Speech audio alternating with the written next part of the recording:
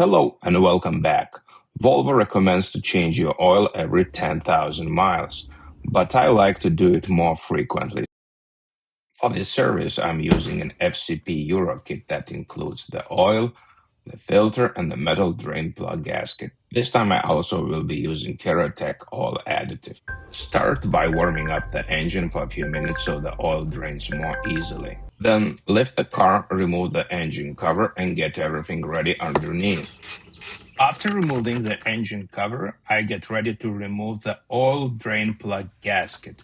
For this job, I use a special tool made from a glove.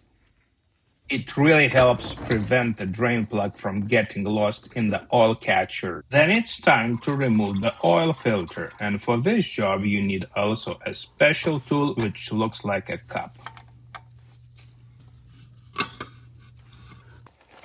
Once the old filter is removed, now it's time to replace all the rubber gaskets. Just make sure you oil them before assembling back. The Hengst filter is a solid quality choice. Just always make sure the gaskets are seated properly before installing the housing.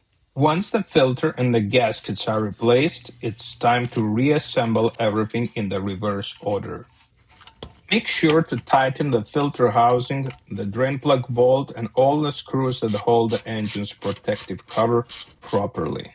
The final step is to add fresh 0W20 oil designed to meet Volvo specifications.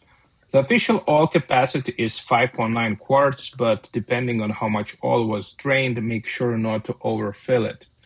This time I will add an initial 5 liters of oil, then 300 millimeters of Ceratec oil additive, and later about 200 millimeters of oil. After that, I will reset the service reminders, and once I have driven for a while, I will recheck the oil level again. After a successful reset, you can now see on the dashboard that the next service is due in 360 days or 10,000 miles. As always, I will include the tools I used in the description below. Thanks for watching and see you in the next one. Volvo for life, through rain and dark.